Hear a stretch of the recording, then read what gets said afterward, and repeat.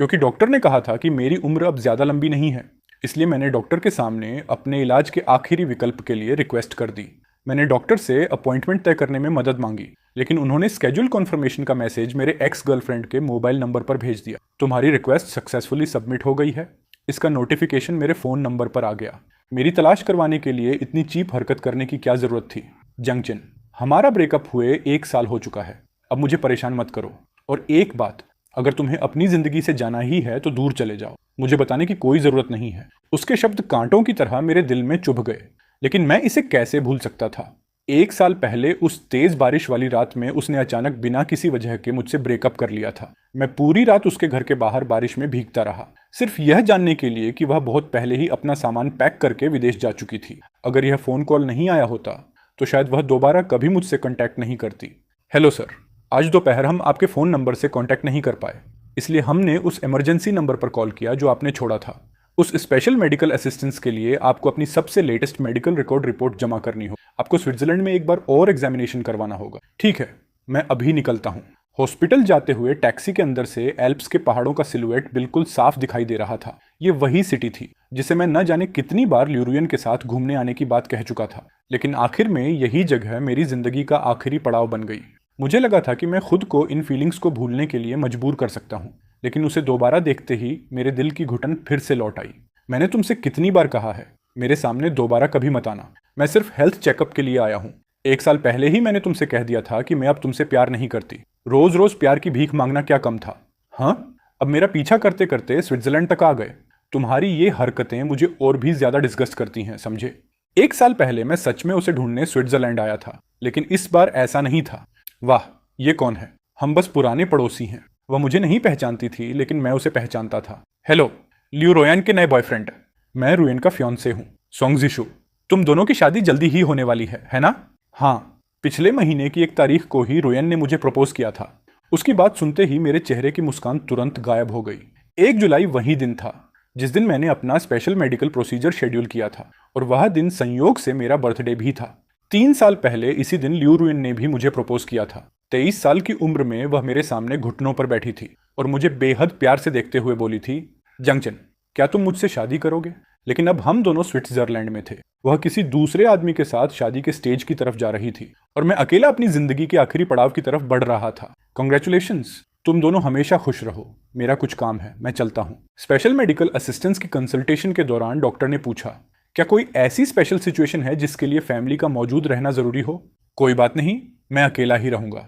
Doctor ने कहा, अपने बचे हुए समय को अच्छी तरह एंजॉय कीजिए। ये रोयन नहीं है, मैं हूँ। कल मैं और रोयन वेडिंग ड्रेस लेने जा रहे हैं। उसकी पसंद थोड़ी खराब है। क्या मैं तुमसे हेल्प मांग सकता हूँ? कल सुबह 10 बजे। लोकेशन मैं तुम्हें SMS कर दूंगा। हाँ। कॉल खत्म होते ही मुझे उसका मैसेज मिला, जिसमें पैसे का ट्रांसफर भी था, 50,000 युआन। मैं नहीं चाहता था कि सोंग जीशु को बुरा लगे, इसलिए मैंने थोड़ा एक्स्ट्रा दे दिया। अगले दिन JZ बुटीक पहुंचकर मैं सोफा पर बैठ गया और सोंग जीशु को कलर कैटलॉग पकड़े हुए ल्यूरुयान से हर डिजाइन के बारे में पूछते देखा। क्या ये अच्छा है? वह हर बार बड़े सॉफ्ट तरीके से जवाब देती, अच्छा है। उसे ऐसे देखते ही मेरी यादें बहुत पीछे चली गईं। पहले वह मुझे भी बिल्कुल इसी तरह प्यार भरी नजरों से देखा करती थी। ये सूट अच्छा है? कैसा है? क्या तुम मेरी हेल्प करके इसे देखोगे? मैंने सिर झुकाकर उसकी तरफ देखा। कैटलॉग में वही डिजाइन था जिसके बारे में मैंने कभी कहा था कि मुझे पसंद है। मैं अभी अपनी फीलिंग्स छिपाने ही वाला था कि अचानक मेरी नाक के सिरे पर गर्माहट महसूस हुई। एक बूंद कैटलॉग के ऊपर गिर गई। मैंने जल्दी से उसे पोंछ दिया। तुम्हें क्या हुआ है? मेरा दिल तेजी से धड़कने लगा। मैं अपना चेहरा दूसरी तरफ करना चाहता था, लेकिन उसकी पहली रिएक्शन कैटलॉग को तुरंत अपने हाथ में ले लेने की थी। असल में उसे सिर्फ उसी की चिंता थी। बस गलती से गंदा हो गया। मैं इस बात की परवाह क्यों करूंगा मिस्टर जियांग? क्या आप हॉस्पिटल जाकर चेकअप नहीं करवाना चाहते? जरूरत नहीं है, बस थोड़ा फ्लू है, अपने आप ठीक हो जाएगा। मैं हैंडसम हूं या नहीं? उस समय उसकी आंखों में सिर्फ सोंग जिशु था, मानो इस दुनिया में उसके लिए सिर्फ वही एक आदमी बचा हो। अचानक मुझे सांस लेने में थोड़ी तकलीफ महसूस हुई। मेरा अभी कुछ काम है, अगर और कोई बात नहीं है तो मैं चलता हूँ। वेट, मैं और रॉयन स्विट्जरलैंड में किसी दोस्त को नहीं जानते। क्या तुम मेरे बेस्ट मैन बन सकते हो? सॉरी, मेरा वीजा खत्म होने वाला है।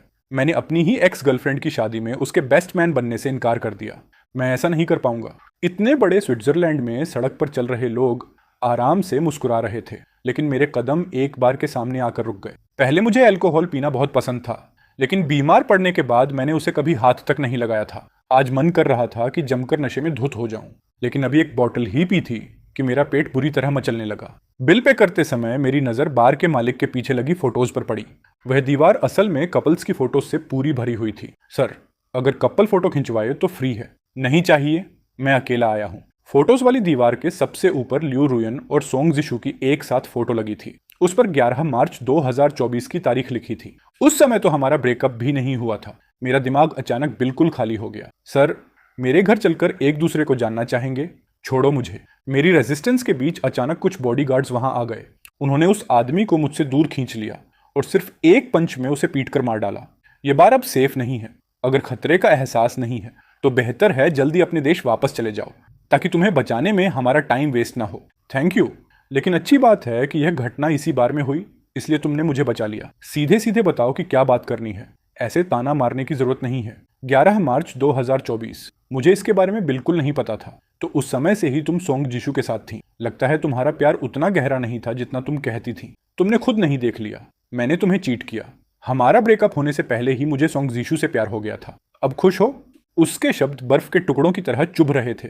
यहाँ तक कि सांस लेना भी दर्दनाक लग रहा था। मुझे लगा था कि तुम मेरा सामना ईमानदारी से कर सकती हो। मुझे ऐसा लगा जैसे मैं लियो रुयान को अपनी तरफ दौड़कर आते हुए देख रहा हूँ और वह लगातार मेरा नाम पुकार रही है, लियो रुयान। मुझे पहले कभी क्यों नहीं समझ आया कि तुम इतनी क्रूर हो सकती हो।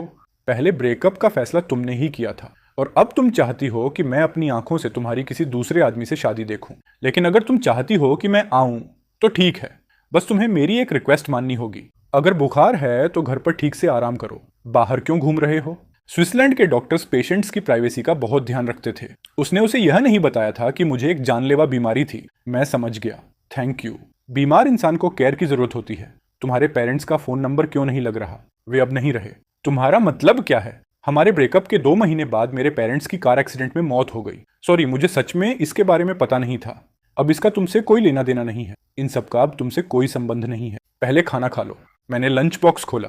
उसके अंदर मेरी पसंद की कैसीम सब्जी पूरी भरी हुई थी। मैं एक पल के लिए ठिठक गया। सिर्फ 2 बाइट्स खाने के बाद ही मेरी नाक में जलन होने लगी और मैं अपने आंसू रोकने लगा। तुम्हारा अभी भी कोई काम है ना?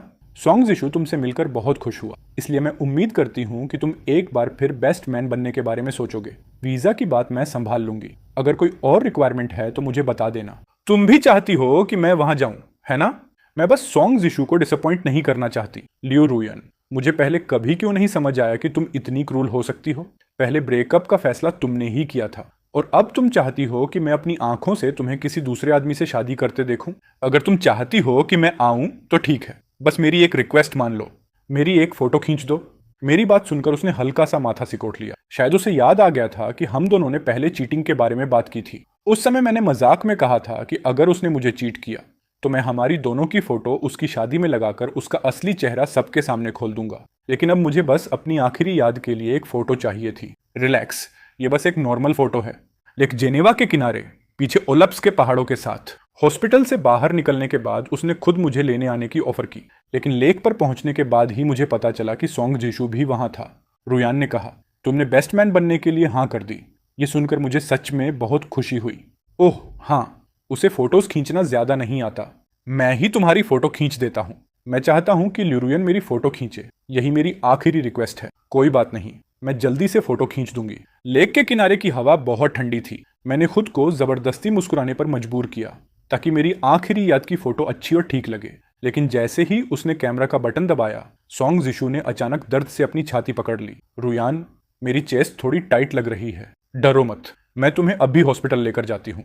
काफी देर बीतने के बाद मैंने कैमरा उठाया और उसमें फोटो देखने लगा। कैमरा की स्क्रीन पर सिर्फ एक ब्लरी तस्वीर दिखाई दे रही थी। उसमें मेरी शक्ल तक बिल्कुल साफ दिखाई नहीं दे रही थी। ठंडी हवा लगातार मेरी शर्ट के कॉलर के अंदर घुस रही थी। मैं इस सुनसान लेक के किनारे अकेला खड़ा था। मुझे लग रहा था कि मैं खुद एक मजाक बनकर रह गया हूँ।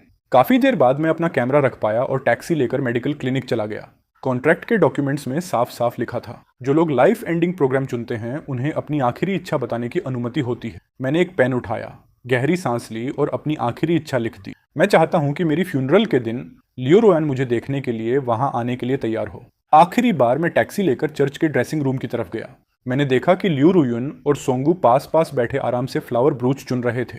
उसकी उंगली कैटलॉग की तरफ इशारा कर रही थी और वह सोंग जू की बातें बहुत पेशेंस से सुन रही थी। उसका एटीट्यूड इतना जेंटल था कि मेरा दिल दर्द करने लगा। तो जब वह किसी से प्यार करती है तो सच में अपना पूरा दिल उस इंसान को देने के लिए तैयार रहती है। बस अब वह दिल मेरा नहीं रहा था। अरे तुम आ गए, उसने यह कहते हुए एक ब्रेसलेट निकाला।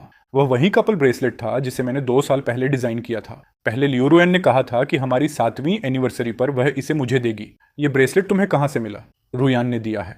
पिछले साल 17 फरवरी को उसने पूरी रात मेरे साथ बिताई थी। हम ऑफिशियली रिलेशनशिप में आए और उसने तुरंत मुझे यह ब्रेसलेट दे दिया। सोंगजू ने बिल्कुल कैजुअली जवाब दिया। अचानक मेरे कानों में तेज आवाज गूंजने लगी। ऐसा लगा जैसे मेरे सिर के ठीक ऊपर बिजली गिर गई हो, क्योंकि 17 फरवरी की वही रात हमारी 7वीं एनिवर्सरी की रात थी। जब किसी ने सोंग जिशु को बुलाकर बाहर भेज दिया तो उस कमरे में सिर्फ हम दोनों रह गए। हमारी एनिवर्सरी वाले दिन तुमने कहा था कि तुम्हें इमरजेंसी मेडिकल कॉल आया है, लेकिन तुम सोंग जिशु के पास क्यों थी? हाँ, मैंने तुमसे झूठ बोला था। और पिछले साल 23 फरवरी को हॉस्पिटल डिनर वाली बात भी मेरे लिए सिर्फ झूठ थी, है ना? उस दिन तो सोंग जिशु का बर्थडे था। फिर 6 मार्च को तुमने कहा था कि तुम्हारा ब्रेसलेट खो गया है। मैं सोंग जिशु के साथ अम्यूजमेंट पार्क गई थी। फिर 15 मार्च को उसे नाइटमेयर आया था। तुम उसे कंपनी देने चली गई थी। लियो रुयान, वह सीधा मेरी तरफ देखने लगी। उसने अपने सारे झूठ एक एक करके बताने शुरू कर दिए। 7 अप्रैल को मैंने कहा था कि मैं बिजनेस ट्रिप पर जा रही हूँ। असल में मैं सोंग जिशु के साथ सान्या गई थी। 13 अप्रैल को माउंट टाइपर सनराइज देखने गई थी। 22 अप्रैल को लेक इराई गई थी। 3 मई को जापान से वापस आई थी। सोंग जिशु ने कहा कि वह शादी करना चाहता है। अगले ही दिन मैंने तुमसे ब्रेकअप कर लिया। क्या तुम अभी भी सुनना चाहते हो? उसके मुंह से निकलने वाला हर शब्द मेरे टूटे हुए दिल पर पड़ते हथौड़े जैसा लग रहा था। क्यों?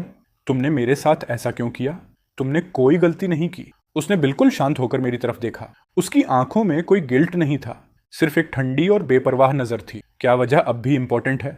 शायद सच में अब इसका कोई मतलब नहीं रह गया था। कुछ ही दिनों में मैं इस दुनिया से दूर हो जाने वाला था। रिहर्सल के दौरान होस्ट पूरे कार्यक्रम का फ्लो समझा रहा था। बेस्ट मैन के तौर पर मुझे ग्रूम का हाथ ब्राइड के हाथ में देना था। इसके बाद ब्राइड अपनी वेडिंग वाउस पढ़ने लगी। मैं अपने सामने खड़े इस पुरुष की पत्नी बनने के लिए तैयार हूँ। बीमारी हो या सेहत, अमीरी हो या गरीबी, मैं हमेशा उसका साथ दूंगी। उसे कंफर्ट करूंगी, उसकी रक्षा करूंगी और पूरे दिल से उससे प्यार करूंगी। उस समय लियो रुयान की आंखों में सिर्फ सॉफ्टनेस थी, लेकिन कौन सोच सकता था सिर्फ 10 मिनट पहले ही उसने मुझे इतनी क्रूल सच्चाई बताई थी। ब्राइड की वेडिंग वॉज पूरी हो गई। अब आइए बेस्ट मैन को स्टेज पर बुलाते हैं ताकि वह उन्हें अपनी कंग्रेचुलेशंस दे सके। मिस्टर यंग, हम आपसे एक बार फिर कंफर्म करना चाहते हैं, क्या आप इंजेक्शन वाला ट्रीटमेंट लेना चाहते हैं या नहीं? इंजेक्शन? मेरी आधी जिंदगी का दर्द पहले ही बहुत ज्यादा हो चुका है। मैं नहीं चाहता कि आखिरी समय में भी मुझे कड़वी दवाइयों का स्वाद सहना पड़े। जंगचिन, चलो मैं तुम्हें घर छोड़ देती हूँ। यहाँ पानी है, मैं तुम्हारी एक और फोटो खींच देती हूँ। मैं अभी मना करने के लिए मुंह खोलने ही वाला था, लेकिन जैसे ही मैंने सिर उठाया मेरी नजर सीधे उसकी गहरी आंखों से जा मिली। सोंग जिशु ने ही मुझसे तुम्हें दोबारा फोटो में लेने के लिए बुलाने को कहा था। उस दिन अचानक जो हुआ उसे लेकर उसे बहुत गिल्ट हो रहा था। मेरा खून जैसे उसी पल जम गया। तो वह मेरे लिए गिल्टी नहीं थी, वह सिर्फ यह चाहती थी कि सोंग जिशु खुद को गिल्टी महसूस न करे। जब हम स्विट्जरलैंड गए थे तब भी हम इसी होटल में रुके थे। जिशु की हेल्थ थोड़ी खराब रहती है और यहाँ स्पेशल मेडिकल फैसिलिटीज भी हैं। मैंने दरवाजा बंद किया और वापस कमरे के अंदर आ गया। मैंने अभी अपना चेहरा धोया ही था कि अचानक मेरे फोन पर क्लाउड स्टोरेज का नोटिफिकेशन आया। उसने याद दिलाया कि कल मेरा बर्थडे है और मुझे इनवाइट किया कि मैं पिछले 2 सालों में हुई चीजों को दोबारा देखूं। मैंने फोटो गैलरी खोल ली। सबसे पहले मुझे 2 साल पहले की मेरी बर्थडे फोटो दिखाई दी। माँ गर्मजोशी से मुस्कुरा रही थी। पिताजी मेरे लिए केक काट रहे थे। लियो रुयान मेरे बगल में प्यार से बैठी थी और मैं उन दोनों के बीच खड़ा था। मेरी स्माइल इतनी ब्राइट थी, ऐसा लग रहा था जैसे पूरी दुनिया मेरी हो। कॉरिडोर की लाइट उसके चेहरे पर पड़ रही थी, बिल्कुल वैसी ही जैसी उस मेमोरी वाली फोटो में थी। मैं अभी कुछ बोलने ही वाला था कि मेरी नजर उसके बगल में खड़े सोंग जू पर पड़ी। उसके हाथ में एक छोटा सा केक था। हम इसे देने यहाँ आए थे। हमें अब भी पता चला कि कल तुम्हारा बर्थडे है और ऊपर से हमने तुम्हें अपनी वेडिंग में आने के लिए कहा। हमें सच में बहुत सॉरी है। कीमोथेरेपी के बाद मुझे असल में ऑयली खाना खाने की बिल्कुल इजाजत नहीं थी। जैसे ही मैं उसे मना करने वाला था, लियो रुयान ने वो केक जबरदस्ती मेरे हाथ में थमा दिया। सोंग जिशु ने खुद इसे खरीदा है, इसे फेंकना मत। मैंने थोड़ा सा टेस्ट किया है, ये लो फैट क्रीम है। हालांकि उसका टेस्ट इतना मीठा था कि मुझे उल्टी जैसा लग रहा था, फिर भी मैंने जबरदस्ती एक स्माइल कर दी। केक बहुत टेस्टी है, उसने भी जवाब दिया। ऐसा इसलिए है क्योंकि रुयन ने पूरे शहर की हर केक शॉप में घूम घूम कर इसे चुना है। उसने इस शहर के सारे बेबी ब्रेड फूल भी खरीद ली, यहाँ तक कि रिंग भी उसने अपने हाथों से डिजाइन की है। एक मेडिकल स्टूडेंट, पता नहीं किसने उसे इतना रोमांटिक होना सिखा दिया। ये सब सुनकर मेरे मुंह के अंदर का केक और भी कड़वा लगने लगा। बेबी ब्रेड फूलों वाला केक और रिंग का डिजाइन, ये सब वो चीजें थीं जो मैंने कभी उसे खुद सिखाई थी। वो रोमांस जो कभी सिर्फ हम दोनों के लिए हुआ करता था, अब वो सब किसी और को दे रही है। शायद उसका कोई दोस्त होगा जिसने उसे सिखाया होगा। केक दे दिया गया है, हमें अब जाना चाहिए। कल उसकी शादी में देर नहीं होनी चाहिए। उसकी शादी से जुड़ी हर चीज अब पूरी तरह किसी और को दी जा रही थी। लियो रुयान ने सोंग जीसू को पहले जाने के लिए कहा। फिर उसने अपनी जेब से एक एयरप्लेन टिकट निकाला। इस शादी में शामिल होने के बाद तुम सीधे अपने देश वापस चले जाना। तुम डर क्यों रहे हो? मैं तुम्हारी शादी खराब करने वाला हूँ। उसकी आंखों में बहुत गहरा अंधेरा दिखाई दे रहा था। उसने इसे बिल्कुल भी डिनाई नहीं किया। मैं नहीं चाहता मेरे और सोंग जीसू के साथ मेरे फ्यूचर में कुछ अनएक्सपेक्टेड है। असल में उसकी चिंता बेकार थी। मैं उनकी खुशहाल जिंदगी को बिल्कुल भी बर्बाद नहीं कर सकता था, क्योंकि कल से इस दुनिया में जियांग चेन नाम का कोई इंसान नहीं रहेगा। रुयान, तुम्हें अपनी शादी की बहुत बहुत बधाई। लुआन के जाने के बाद मैंने टेबल पर पड़े उस अधूरे केक को देखा। उसकी क्रीम पिघल रही थी और धीरे धीरे उसके किनारे से नीचे बह रही थी, बिल्कुल मेरी जिंदगी की तरह, जो दीवार से टकराकर टुकड़े टुकड़े हो चुकी थी। घड़ी ने घंटा बजाया। समय ठीक 12 बजे रात का हो चुका था। आज मेरा बर्थडे था। Happy birthday to you, Jiang Chen. अगली सुबह मैंने बहुत सुबह ही होटल से चेकआउट कर लिया। होटल के दरवाजे के सामने वेडिंग कार्स की एक पूरी लाइन खड़ी थी। उनकी गाड़ियों के बॉडी पर लिखा था, लियो रुयान और सोंग जीसू की शादी की बहुत बहुत बधाई। मैं वहां रुका नहीं और लगातार आगे बढ़ता रहा। मैंने एक टैक्सी ली और जंगल के अंदर मौजूद एक मेडिकल फैसिलिटी की तरफ चला गया। मैंने खिड़की के पास वाला कमरा चुना। एल्प्स पहाड़ों की स्नो कवर्ड चोटियां सूरज की रोशनी में चमक रही थीं। जब इस स्विच को आगे की तरफ पुश करोगे तो 30 सेकंड्स में तुम गहरी नींद में सो जाओगे। 4 मिनट बाद तुम्हारा शरीर हमेशा के लिए शांत हो जाएगा। अगर अपना माइंड बदल लो तो इसे वापस खींच लेना। अगर कोई आखिरी मैसेज या लेटर है तो हम उसे पहुंचा सकते हैं। अगर लिरुआन आए तो उसे बता देना। बस मुझे मेरे माता पिता के बगल में दफना देना। मैंने उस नीले आसमान को आखिरी बार देखा, ठीक वैसे ही जैसे पहली बार मैंने लियो रुयान को देखा था। उसके बाद बिना जरा भी हिचकिचाए मैंने वो बटन दबा दिया। बर्फ जैसे ठंडे लिक्विड का फ्लो मेरे शरीर के अंदर जाने लगा। कोई दर्द नहीं था, सिर्फ हड्डियों तक चुभने वाली ठंड महसूस हो रही थी। मेरी कॉन्शियसनेस धीरे धीरे धुंधली पड़ने लगी। दूर से चर्च की घंटियों की आवाज सुनाई दे रही थी। मैं जानता था कि उसकी शादी शुरू हो चुकी थी। गर्म आंसू मेरे गालों पर बहने लगे। मैंने भी धीरे धीरे अपनी आंखें बंद कर लीं। रुयान, मैं जियांग चेन से कांटेक्ट नहीं कर पा रही हूँ। क्या उसने अपना माइंड चेंज कर लिया और मेरा ग्रूम्स बेस्ट मैन बनने से मना कर दिया? मैं खुद उसे ढूंढने जाती हूँ। मत जाओ। वैसे भी बेस्ट मैन के बिना भी कोई प्रॉब्लम नहीं है। कोई बात नहीं, वो जरूर जल्द वापस आ जाएगा। ज्यादा टाइम नहीं लगेगा। लियो रुयान, मेरे साथ किए अपने वादे को मत भूलना। मेरे पिता, मेरी माँ और मेरा बड़ा भाई, ये तीनों तुम्हारी वजह से मारे गए। तुम इतनी बेरहम कैसे हो सकती हो कि मुझे छोड़कर जाना चाहती हो? सोंग के पिता ने रुयान को बचाने के लिए अपनी जान कुर्बान कर दी थी। वहीं उसकी माँ और उसका बड़ा भाई दुश्मनों के रिवेंज की वजह से मारे गए थे। अपनी आखिरी सांस लेने से पहले सोंग की माँ ने कांपते हुए उसका हाथ पकड़ा और उससे सोंगजू का ख्याल रखने की विनती की। लियो रुयान ने अपने होंठों को जोर से काट लिया। उसकी उंगलियों के जोड़ तक सफेद पड़ गए। वो काफी देर तक चुप रही। आखिरकार उसने अपना इरादा बदल दिया। अचानक मौत की घंटी की तेज आवाज गूंज उठी। 13 बार घंटी बजी। हर एक घंटी की आवाज इतनी भारी और दिल चीर देने वाली थी कि चर्च के अंदर का खुशहाल माहौल उसी पल जम गया।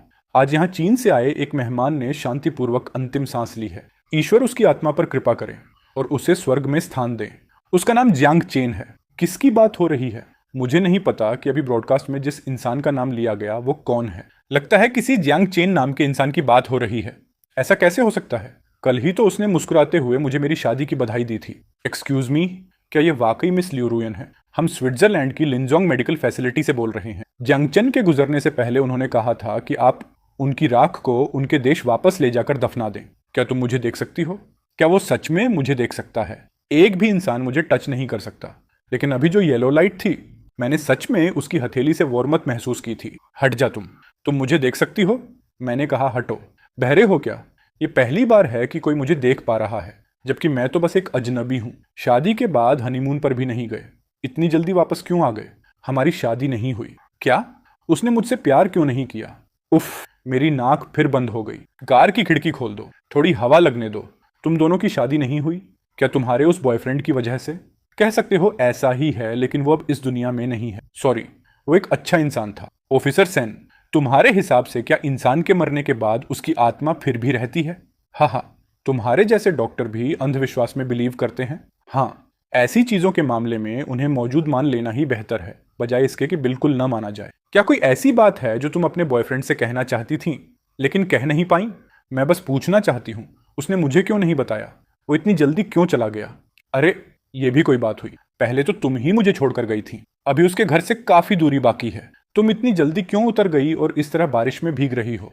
उफ, ऐसे ही चलता रहा तो मेरी राख तो सूप बन जाएगी। इतनी तेज बारिश हो रही है, अगर घर नहीं लौटोगी तो क्या करोगी? अगर तुम बीमार पड़ गई तो तुम्हारी देखभाल करने वाला कोई नहीं होगा। तुम फिर भूल गई। हाँ, वो मेरी आवाज कैसे सुन सकता है? मुझे लगा तुम सिर्फ मेरा इमेजिनेशन हो, कि तुम मुझे देख सकते हो। लगता है तेज बुखार की वजह से वो हेलुसिनेट कर रही है। मुझे पता ही था। इतने साल बीत जाने के बाद भी पापा और माँ की आत्माएं अभी तक यहाँ क्यों हैं? तुम पक्के तौर पर कह रहे हो कि वो लिविंग रूम में है और अब चैन नहीं रहा। मत जाओ। तुम यहाँ कैसे हो? असल में तुम कौन हो? तुम मुझे देख सकते हो। तुम्हें जरूर पता होगा कि मेरी ये हालत क्यों हुई। मेरे माता पिता की आत्माएं क्यों नहीं हैं? सड़क पर भी सिर्फ कुछ ही आत्माएं हैं, लियो रुयान। और तुम मुझे क्यों देख सकते हो? वो आत्मा जो मौत से वापस लौटी है। अब समझे? तभी तो पापा और माँ यहाँ नहीं है।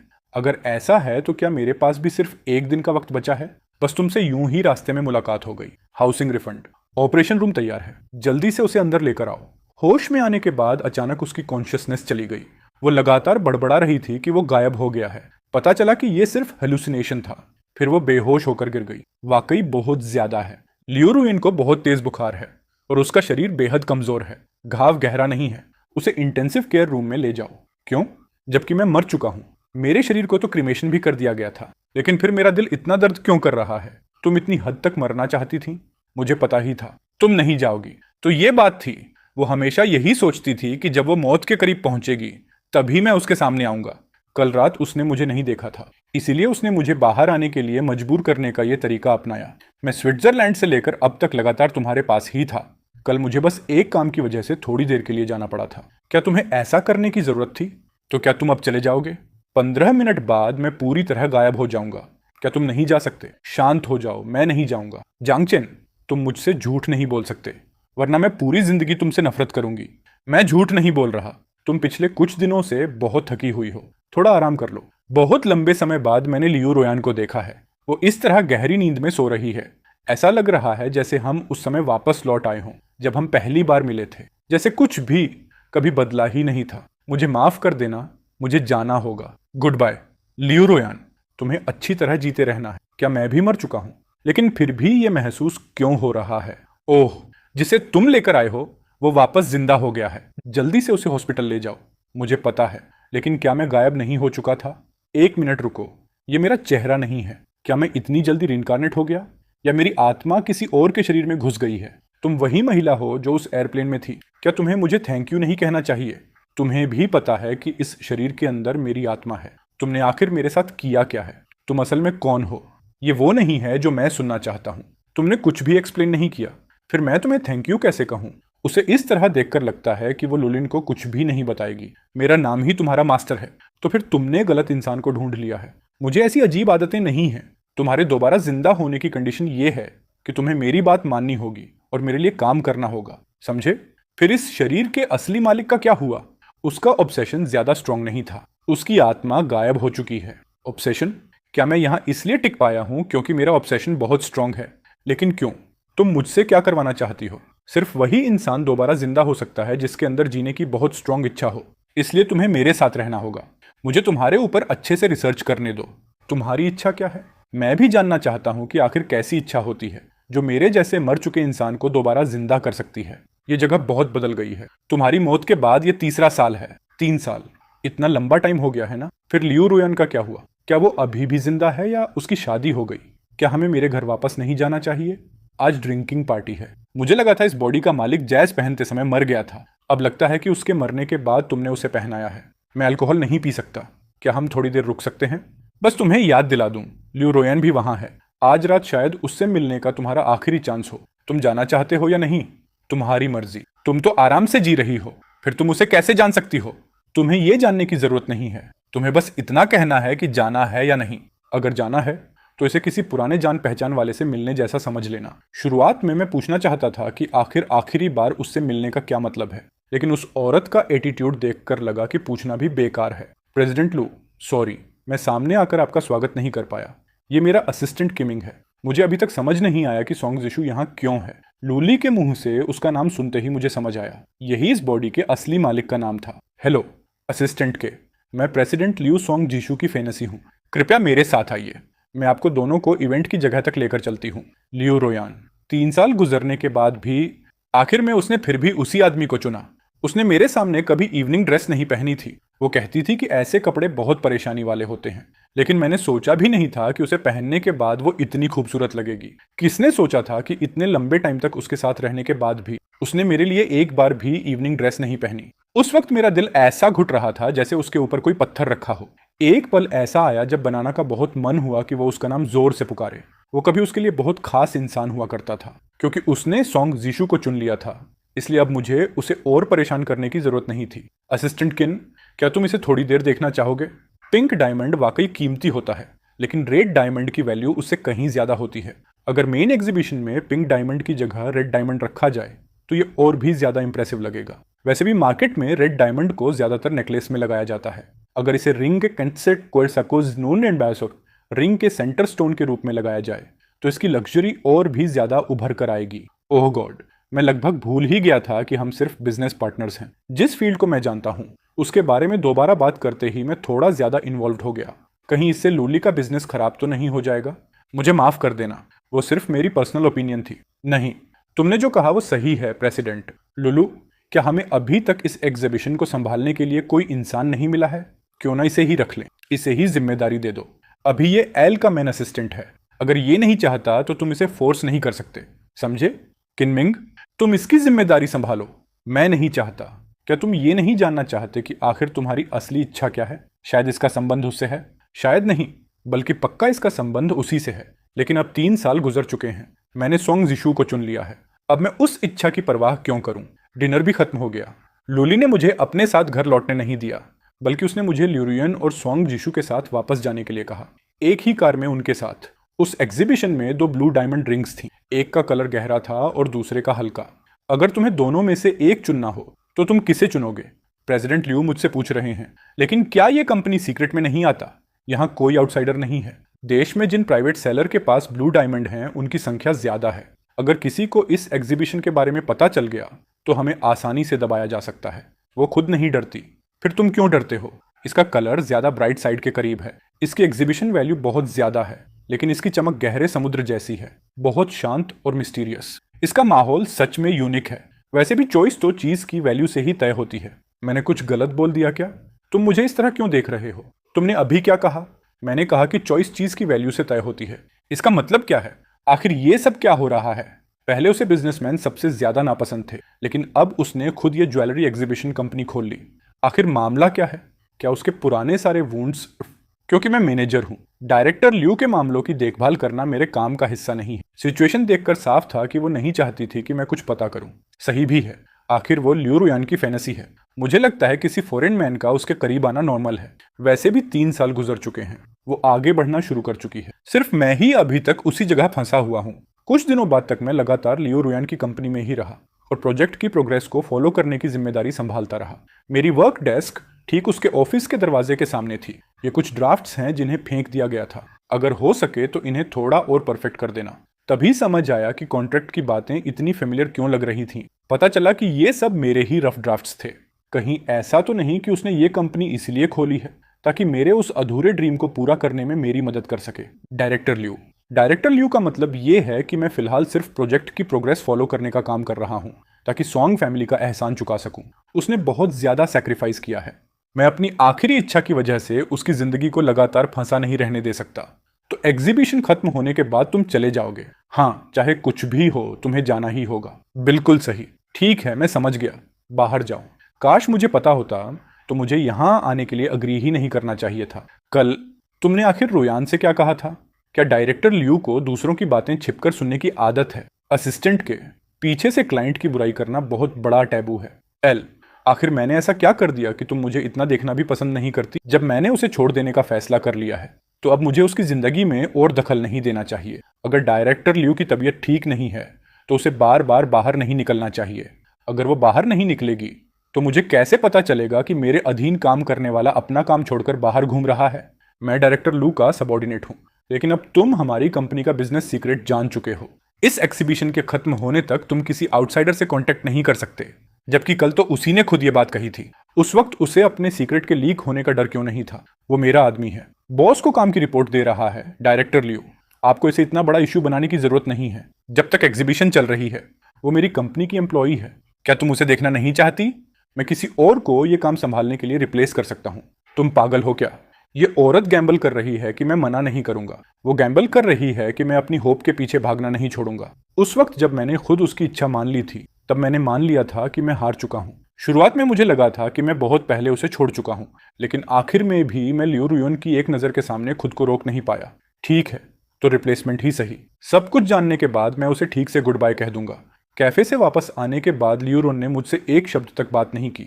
अब तक ऑफिस में भी कोई मूवमेंट नहीं हुई थी। असिस्टेंट के, अब से तुम डायरेक्टर लियू के पर्सनल असिस्टेंट बन जाओगे और पूरी तरह उसके खाने पीने और रोजमर्रा की जिंदगी की देखभाल करोगे। ये मेरी रिस्पॉन्सिबिलिटी की लिमिट से बाहर है। सॉन्ग कॉन्ग, तुम तो उसके फियांसे हो, उसे अपनी मर्जी से ऐसा करने देते हो। ये मेरा आइडिया था। मुझे लगा था ये लियू रुयन का ऑनर्डर है। सोचा भी नहीं था कि ये सॉन्गजू था। वो पागल है क्या? क्या वो लियू रुयन को पसंद नहीं करता? इसका मतलब क्या है? मैं उसे पसंद जरूर करता हूँ, लेकिन मैं ज्यादा चाहता हूँ कि वो अच्छी तरह जी सके। 3 साल पहले उस इंसान की मौत के बाद से रुयन सच में पागल हो गई है, तुम्हारे आने तक। इन 3 सालों में वो कई बार हॉस्पिटल गई है, क्योंकि उसे लगता है कि सिर्फ तब जब वो मौत के करीब होगी, जियांग चेन उसके सामने आएगा। लेकिन मैं हर बार कभी सामने नहीं आया। तभी उसके हाथों पर इतने सारे नए घाव हैं, तभी इतने सारे सुसाइड नोट्स हैं। वो मरना नहीं चाहती, वो बस मुझे फिर से देखना चाहती है। इसका मुझसे क्या लेना देना है? मैंने हर पॉसिबल तरीका आजमा लिया, लेकिन फिर भी उसे रोक नहीं पाया। मैं किसी से ज्यादा अच्छी तरह जानता हूं कि वो मुझसे प्यार नहीं करती, लेकिन मैं सिर्फ चाहता हूं कि वो अच्छी तरह जिए। अगर जियांग चेन द्वारा छोड़ी गई रुयन की विल ना होती, उसके ड्रीम को पूरा करने के लिए कंपनी खोलना और एग्जीबिशन आयोजित करना, तभी उसके पास जिंदा रहने की कोई वजह थी। विल? मुझे क्यों याद नहीं कि मैंने कभी कोई विल छोड़ी थी। भले ही वो अब भी जिंदा है, लेकिन इन 3 सालों से वो किसी जिंदा लाश की तरह रही है। उसमें जीने की बिल्कुल भी इच्छा नहीं थी, तुम्हारे आने तक। तुम्हारे आने के बाद उसके इमोशंस फिर से हलचल करने लगे हैं। शायद वो तुम्हें जियांग चेन समझ रही है। कियन, मैं तुमसे रिक्वेस्ट करता हूं, जो भी रिजल्ट होगा मैं एक्सेप्ट करूंगा। बस तुम उसे सच में दोबारा जीना सिखा सको। सॉरी, मैं ऐसा नहीं कर सकता। तुम मना क्यों कर रहे हो? मुझे खुद नहीं पता। इन 3 सालों में उसने कितना सफर किया। ये सुनकर मेरे अंदर कुछ पल के लिए एक अर्ज जरूर आया था। मैं उसे अपनी असली आइडेंटिटी के बारे में सच बताना चाहता था, लेकिन पता नहीं क्यों ऐसा लगा जैसे कोई मुझे ऐसा करने से रोक रहा हो। उसने मुझसे कहा था कि अगर इंसान को दोबारा जीने का मौका मिले तो उसे अपने लिए जीना चाहिए। लगता है तुम इतने भी बेवकूफ नहीं हो। लेकिन लगता है मुझे कुछ याद आ रहा है। मुझे याद है, शायद मैंने कभी एक लेटर लिखा था। उस एनवलप के अंदर एक रिंग भी थी, लेकिन रिंग का डिजाइन और उस लेटर में क्या लिखा था मुझे अब याद नहीं। ये क्या मतलब है? ईजी है, तुम बस शादी कर लो, फिर तुम्हें पता चल जाएगा कि मुझसे शादी कौन करना चाहता है, मैं और तुम। आखिर में पीछे मुड़कर देखने पर ही मुझे समझ आया, तुम्हें लगता है तुम इसके लायक हो। एक बार फिर बोलो, तुम्हें मुझसे मजाक करने के लिए किसने कहा? मुझे तुम्हारे जैसी शार्प टंग्ड औरत से शादी करने को कह रहे हो। इससे अच्छा है कि मुझे जिंदगी भर कुछ भी याद ना आए। तुम्हें लगता है मैं तुमसे शादी करने के लिए तैयार हूं? कल प्रेसिडेंट लियू बिजनेस ट्रिप पर जाएगी। अगर तुम उसके साथ जाओगे तो मुझे चैन नहीं मिलेगा। लगता है सॉन्गजू बदल गया है। वो कैसे अपनी फियंसे को अकेले किसी दूसरे आदमी के साथ बिजनेस ट्रिप पर जाने दे सकता है? मैं खुद इसे लेकर जाऊंगा। तुम सूटकेस नहीं ले जा रहे हो, न कपड़े न चेंज करने के लिए कुछ। डोंगजिंग पहुंचने के बाद खरीद लूंगा। वैसे भी मैं ज्यादा समय वहां नहीं रहूंगा। किसे पता मैं इस बॉडी में और कितने समय तक रह पाऊंगा। बहुत ज्यादा पर्सनल सामान छोड़ने की जरूरत नहीं है। वैसे भी ये सब लुली के पैसों से खरीदा जाएगा। मुझे बिल्कुल भी नुकसान महसूस नहीं हो रहा। बस बिना किसी बोझ के चला जाऊंगा। असिस्टेंट की सच में बहुत रिलैक्स्ड है। हाँ, पता नहीं ये सिर्फ मेरा वहम है या नहीं, लेकिन मुझे लगता है लियू रुयन की बातों के पीछे कोई हिडन मीनिंग है। तुम ही तो इसे लेकर जा रही थी। अभी कह रही थी कि खुद लेकर जाओगी। मेरे हाथ में दर्द हो रहा है, अब नहीं उठाना। बड़ी ही पलटू औरत है। कहाँ गई तुम्हारी वो अकड़ वाली एरोगेंट स्टाइल? क्या ये डब्लू मेरी फेवरेट डिजाइनर नहीं है? और वही मेंटर भी हैं जिन्होंने मुझे इस इंडस्ट्री में लाया था। कहीं इस बार वो इनके साथ कोऑपरेशन की बात तो नहीं कर रहे? तभी समझ आया, मिस्टर लियू जिन्हें मैं कई बार रिजेक्ट कर चुकी हूँ, वो फिर भी मुझसे मिलने की जिद क्यों कर रहे थे? तो ये सब तुम्हारी वजह से था। लगता है कॉलेज के टाइम मैंने बस एक बार कहा था कि मुझे डब्ल्यू पसंद है। सोचा भी नहीं था कि वो आज तक याद रखेंगे। Thank you mister Liu. कहीं वो सच में मुझे रिप्लेसमेंट तो नहीं समझ रहा? हमारी मुलाकात डेस्टिनी है। चलो ड्रिंक करते हैं। उसे अल्कोहल पीने से आसानी से उल्टी होने लगती है। मैं ही पी लेता हूँ। दोबारा जन्म लेने के बाद मैंने किसी को भी नहीं बताया कि मुझे अल्कोहल से उल्टी हो जाती है। उसे कैसे पता चला? यहां तक कि मेरी पिछली जिंदगी में भी किसी को इस बात का पता नहीं था। बस एक ही मौका था, वो स्विट्जरलैंड वाला। जब मैं लियू रुयन के सामने नशे में था। आप भी अच्छी खासी अल्कोहल पी लेते हैं मिस्टर लियू। ये आदमी जानबूझकर उसे ड्रिंक पिला रहा है। मिस्टर डब्ल्यू, अल्कोहल पीने का ये कोई तरीका नहीं है ना? अगर ड्रिंक नहीं करेंगे तो बिजनेस की बात कैसे करेंगे? तो फिर मैं अकेला ही पी लेता हूँ। सॉरी, लगता है ये खून ऑपरेशन कैंसिल हो गया। क्या तुम बिजनेस की बात करने नहीं आए थे? ऐसे ही चले जाना क्या सही है? तुम ठीक हो? जब तुम्हें पता है कि तुम ज्यादा ड्रिंक नहीं कर सकते, फिर भी दूसरों के लिए खुद को आगे क्यों कर रहे हो? तुम सच में नशे में हो या बस एक्टिंग कर रहे हो? वो अब पहले से ज्यादा डोमिनेंट और कोल्ड हो गया है, बिल्कुल अपने पुराने रूप जैसा नहीं रहा। ऊह, मत जाओ, मेरा सिर बहुत चक्कर खा रहा है। वो सो गया। 7 साल पहले की ग्रेजुएशन पार्टी। पहले कुछ मत बोलो, मैंने अभी ड्रिंक किया है, खून नहीं निकला है। तब भी वो इसी तरह बेड के किनारे बैठकर पहरा देती थी। बॉस ल्यू, हम हमेशा अतीत में रहकर नहीं जी सकते। वैसे भी जो मर चुका है वो दोबारा जिंदा नहीं हो सकता। अब समय आ गया है कि सब कुछ जाने दो। तुम कुछ भी नहीं समझते। उसी ने मुझे लगातार जीते रहने का मतलब सिखाया था। उसी ने मुझे एक फैमिली दी थी। क्या तुम्हें पता है? बेशक मुझे पता है। लियू रुयन ऑर्फनेज में पली बड़ी थी। जब मैं पहली बार कॉलेज में उससे मिला था, तभी मुझे पता चल गया था कि उसके दिल के अंदर एक छिपी हुई लोनलीनेस है। उसे अपना दिल खोलने के लिए मैं हर वक्त उसके साथ रहता था। उसे अपने घर लेकर जाता था ताकि वो फैमिली की वार्मथ महसूस कर सके। आज तक मुझे सब याद है। पता नहीं कितनी बार उसने रोते हुए मुझे गले लगाया था, कितनी बार हंसते हुए मुझे गले लगाया और मेरी बाहों में कहा था कि वो सिर्फ मुझसे प्यार करती है और पूरी जिंदगी मेरे बिना नहीं रह सकती। लेकिन इस दुनिया में कोई भी इंसान ऐसा नहीं है जो सच में किसी दूसरे इंसान के बिना जी ही ना सके। इस जिंदगी में खुद को उसकी मौत वाले दिन में कैद मत करो। तुम्हें आगे बढ़ना होगा। लियू रुयन के साथ इन 2 दिनों का टाइम बिताने के बाद क्या तुम्हें कुछ याद आया? सामान्य ही था, मुझे कुछ भी याद नहीं आया। अगर ऐसा है तो क्या तुम मुझसे शादी करोगे? हम ट्राई करके देखते हैं। नहीं, अगर शादी नहीं करनी तो तुम्हें अपना कर्ज चुकाना होगा। 2 लाख रुपए। मुझे ही क्यों देना होगा? रहने दो, बाद में जब मेरे पास पैसे होंगे मैं जरूर चुका दूंगा। लेकिन मैं तुमसे शादी नहीं करूंगा। तुम्हें कितने पैसे चाहिए? मैं दे देता हूं। आपकी इस काइंडनेस के लिए थैंक यू बॉस लियू, लेकिन ये मेरा और लूली का मामला है। तुम्हें जिस चीज की चिंता करनी चाहिए वो तुम्हारी फियोंसे सोंगजू है। क्योंकि मेरे एम्प्लॉई मिस्टर चेन काफी समय से कोई अग्रीमेंट नहीं कर पाए हैं। उसी रात हम कसिनो छोड़कर चले गए। इस बार क्या तुम अपने दिल की असली फीलिंग्स समझ पाए? मैं सच में ऐसी चीज दोबारा नहीं होने दूंगा। वो दोनों वहां बैठकर क्या कर रहे हैं? तुम सच में इसे मुझे देने वाले हो? बेशक, इसकी क्वालिटी काफी अच्छी है। इसकी मार्केट प्राइस करीब 8 मिलियन है। मैं इसे अपने 2 लाख रुपए के कर्ज के पेमेंट के तौर पर तुम्हें दे दूंगा।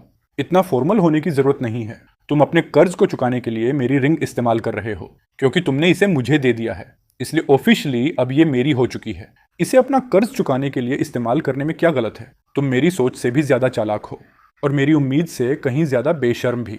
मुझे शादी के लिए मजबूर करने के लिए ऐसी चीप ट्रिक इस्तेमाल कर रहे हो। मैं बस आत्माओं के अस्तित्व की सच्चाई जानना चाहता हूँ और उस सच्चाई को समझने की कि तुम हो। मैं खुद भी नहीं जानता कि मैं दोबारा जिंदा कैसे हुआ। फिर मैं तुम्हारी उस सच्चाई को पता करने में कैसे मदद कर सकता हूँ? जब तुम दोबारा जिंदा हुए, मैंने तुम्हारे शरीर से नीले धुएं की 3 लटें निकलते हुए देखी थीं। 3 नीले धुएं की लटें। मौत के बाद बहुत स्ट्रांग इच्छा हमेशा किसी जगह पर ठहरने की जगह तलाशती है। इसलिए मैंने तुम्हारी आत्मा को किमिंग के शरीर में गाइड कर दिया, जिसकी अभी अभी मौत हुई थी। तुम वापस कैसे आए? इसके बारे में मुझे सिर्फ इतना ही पता है। इसकी असली वजह सिर्फ तुम खुद जानते हो और यही वो आंसर है जिसे मैं भी तलाश रहा हूँ। रुयन, मैं स्विट्जरलैंड वापस जाना चाहता हूँ। क्यों? तुम्हें जो भी चाहिए मैं तुम्हें दे सकती हूँ। तुम अच्छी तरह जानते हो कि मुझे क्या चाहिए और तुम वो मुझे कभी नहीं दे सकते। रोहन, मुझे माफ कर दो। असल में एक ऐसी बात है जिसे मैं हमेशा से तुमसे छिपाता आया हूँ। 3 साल पहले ही मुझे तुम्हारे और जंगचन के बारे में सब कुछ पता चल गया था। यहाँ तक कि जब मैं पहली बार स्विस में उससे मिला था तब की बात भी मैंने पता लगाया था और मुझे अच्छी तरह पता था कि वह वहाँ इथेनासिया करवाने गया था। उस समय मैं बहुत डर गया था। अगर मैं तुम्हें बता देता तो तुम मुझे तुरंत छोड़कर वापस उसकी बाहों में चली जाती। इन 3 सालों से मैं लगातार गहरे अपराध बोध और पछतावे में घिर हुआ था। अगर मैंने तुम्हें पहले ही बता दिया होता तो क्या वह नहीं मरता और हमारा रिश्ता इस तरह बर्बाद नहीं होता। मैं बहुत भोला था। मुझे लगता था कि समय हर चीज को ठीक कर सकता है, लेकिन इन 3 सालों में मैं भी हर पल तड़पता रहा। अब मैं और नहीं सह सकता। मुझे माफ कर दो। सच में मुझे माफ कर दो। इसमें तुम्हारी कोई गलती नहीं है। माफी मांगने वाली असल मैं हूँ। ये सब मेरी गलती है। जिस रात वो घटना हुई थी मुझे जियांग चेन को सब कुछ समझाकर उसके साथ मिलकर इसका सामना करना चाहिए था, लेकिन मैं उससे बहुत ज्यादा प्यार करती थी। मुझे उसे खोने का डर था, इसलिए मैंने ये बहुत बड़ी गलती कर दी। इस बार चाहे मुझे कोई भी कीमत क्यों ना चुकानी पड़े, मैं अब और नहीं भागूंगी। इतने समय तक रुयन का ख्याल रखने के लिए शुक्रिया। उसने जिस एग्जीबिशन की पूरी तैयारी की है वो 3 दिन बाद शुरू होने वाला है। अफसोस, तब तक मैं देश में नहीं रहूंगा। मुझे उम्मीद है कि तुम काम के साथ साथ रुयन पर भी थोड़ा ज्यादा ध्यान दोगे। शुक्रिया। किसी को नहीं पता चला कि सोंग जीशु कब चला गया। लियू रुयान ने उसके लिए स्विस में एक घर छोड़ दिया और हर महीने उसे नियमित रूप से पैसे भेजती रही। लियू रुयन ने कहा कि वह सोंग जीशु को अपने पार्टनर का दर्जा नहीं दे सकती, लेकिन उसे अपना परिवार बना सकती है। मैं सोंग जीशु की तकलीफ समझ सकता था, लेकिन एक बाहरी इंसान होने के नाते मैं इसमें दखल नहीं दे सकता था। मैं बस दुआ कर सकता था कि उसे अपनी जिंदगी का रास्ता खुद मिल जाए। ये वो डिजाइन है जो मैंने उस समय अपने हाथों से बनाया था। भले ही इसे बनाने का मौका नहीं मिला था, लेकिन फिर वो ऐसा कैसे कर सकता है? 9 साल पहले तुमने कहा था कि चाहे कोई भी हो, अगर वह तुम्हारे डिजाइन से ज्वेलरी बना सकता है तो तुम अच्छे से सज संवर कर उससे शादी करोगी। और आज तुम्हारे स्केच से बनी सारी ज्वेलरी मैंने पूरी कर दी है। क्या तुम मुझसे शादी करोगी? लेकिन वो बातें तो बस मेरी इमोशनल बातों का नतीजा थी। जब मैं अपना डिजाइन हर जगह भेज रही थी और लगातार रिजेक्ट होने की वजह से मैंने यूं ही वो बात कह दी थी। कौन सोच सकता था कि वह आज तक उसे याद रखेगा और उसे सच मान लेगा? प्रेसिडेंट लियो, आप गलत इंसान को समझ रहे हैं। मैं किमिंग हूं। जांग चेन 3 साल पहले ही मर चुका है। मैं वो नहीं हूं। मैं गलत नहीं हो सकता। जांग चेन, पहली बार तुम्हें देखते ही मुझे पता चल गया था कि तुम वापस आ चुके हो। ये ब्लू डायमंड बिल्कुल प्रेमी की आंखों जैसी है। ये शब्द तुमने खुद उस समय कहे थे। क्या तुम्हें याद नहीं? लियू रुयन की अब भी कही हुई बातें मुझे बहुत जानी पहचानी लग रही थीं, लेकिन मुझे सच में याद नहीं आ रहा था कि मैंने ये बातें कब कही थीं। तुमने मुझे इन 3 सालों तक तुम्हारा इंतजार करने को कहा था। मुझे खुद नहीं पता कि मैं कैसे इतने समय तक टिक पाई, लेकिन तुम वापस आने के बाद भी मुझसे लगातार दूर क्यों जा रहे हो? वह मेरा इंतजार करती रही। मैं कुछ भी क्यों याद नहीं कर पा रहा हूं? जंगचेन, तुम्हें क्या हो रहा है? मुझे डरा मत। मैं लियू रुयन को बात करते हुए देख रहा था, लेकिन मेरा सिर ऐसा लग रहा था जैसे फटने वाला हो। मेरे कान इतनी बुरी तरह बज रहे थे कि मुझे कुछ भी सुनाई नहीं दे रहा था। जांगचेन, मुझे क्या हो रहा है? तुम अभी तक जिंदा इसलिए हो क्योंकि तुम्हारी इच्छा अभी पूरी नहीं हुई है। जैसे ही वो इच्छा पूरी होगी, तुम्हारा इंतजार सिर्फ हमेशा के लिए गायब हो जाना करेगा। मेरी सोच सही है। मेरी इच्छा जरूर लियू रुयान से जुड़ी हुई है। गाड़ी रोको। तुम क्या कर रहे हो? तुम पागल हो गए हो क्या? क्या तुम सच्चाई जानना नहीं चाहते? मैं भी अपनी याददाश्त वापस पाना चाहता हूँ। मेरी सिक्स्थ सेंस कह रही है मैं जल्द ही उन यादों को देखने वाला हूँ। ये उस समय मेरे स्पिरिट का रूप है। और आगे मत बढ़ो, क्योंकि तुमने खुद इसे भूलने का फैसला किया था। उसके लिए अपनी यादें वापस पाने की इतनी जिद क्यों कर रहे हो? अभी भी बहुत सी बातें हैं जिन्हें मैं नहीं समझ पाया हूँ। ये जगह कहाँ है? तुम कौन हो? मैं तुम ही हूँ। ये वो सपना है जो तुमने लियू रुयान के लिए बनाया था। Dream realm. यादें सफेद रोशनी की तरह झलकने लगीं जब घड़ी ने ठीक 10 बजाए। मैं सच में लियू रुयान की आंखों के सामने ही गायब हो गया था, लेकिन मेरी आत्मा गायब नहीं हुई थी। बस अब मुझे कोई और देख नहीं सकता था। मैं सिर्फ उसके बगल में खड़े होकर उसे देखता रह सकता था। उसकी कलाई का घाव फिर से खुल गया था। ताजा खून उसकी पट्टी को भिगोते हुए रिस रहा था और फर्श को लाल कर रहा था, लेकिन उसे कोई परवाह नहीं थी और वह फिर भी मुझे ढूंढने के लिए अपनी जान की परवाह किए बिना लगी हुई थी। मैं मर सकता हूँ, फिर भी मैं उसे क्यों नहीं देख पा रहा हूँ? मैंने देखा कि लियू रुयन न तो खाना खा रही थी और न पानी पी रही थी, और बहुत कमजोर होने की वजह से बार बार बेहोश हो जाती थी। सोंगजू ने उसे होश में लाने की हर संभव कोशिश कर ली, लेकिन फिर भी वह होश में नहीं आई। आखिरकार उसे मजबूरी में उसे हॉस्पिटल के कमरे के अंदर बंद करना पड़ा। लेकिन इसके कुछ ही देर बाद लियू रुयन ने अचानक घर वापस जाने की मांग की। जंग परिवार के विला में वापस आ गए। उन्हें लगा कि लियू रुयन अब नॉर्मल हो चुकी है। किसे पता था कि जैसे ही सोंगसू वहां से जाने के लिए कदम बढ़ाएगा, वह तुरंत अंदर से दरवाजा लॉक करके बाथरूम में चली जाएगी। मैं चाहे कितनी भी जोर से चिल्लाता रहा, वह फिर भी मुझे नहीं सुन सकती थी। सोंग जिशु को जब लगा कि कुछ गड़बड़ है, तो वह तुरंत वापस मुड़ा और दरवाजा जोर जोर से पीटने लगा। लेकिन लियू रुयान ने उसकी बिल्कुल भी परवाह नहीं की। अगर मैं सच में मर जाऊं तो क्या तुम मेरे पास वापस आ सकती हो? शायद भगवान को उसे इस हालत में देखकर दया आ गई। मेरी दिल चीर देने वाली चीख आखिरकार उसे होश में लाने में कामयाब हो गई। उसकी ये पुकार मेरे दिल में चुभती हुई एक तेज तलवार जैसी थी। उसे जिंदा रखने के लिए मैं बस उससे झूठ बोल सकता था। नर्क के राजा ने कहा कि मेरी किस्मत अभी खत्म नहीं हुई है। शुरुआत में वह मुझे वापस इस दुनिया में भेजना चाहता था, लेकिन मेरे शरीर को पहले ही जला दिया गया था। मुझे एक नया शरीर ढूंढना होगा, और अभी तक मुझे वो मिला नहीं है। मेरा थोड़ा और इंतजार करो। हाँ, तुम मर नहीं सकती।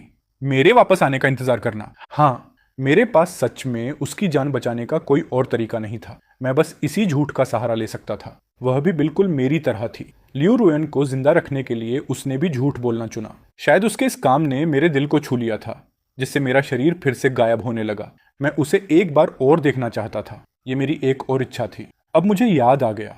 मेरी इच्छा थी कि मैं लियो रुयन को एक बार फिर देखना चाहता था। तो फिर क्या तुम अब भी अंदर जाना चाहते हो? अगर तुम उससे मिलोगे तो तुम गायब हो जाओगे, अगर तुम उससे नहीं मिलोगे तो तुम जिंदा रह सकते हो। ये शरीर बहुत हेल्थी है, इसमें न कैंसर है न कीमोथेरेपी।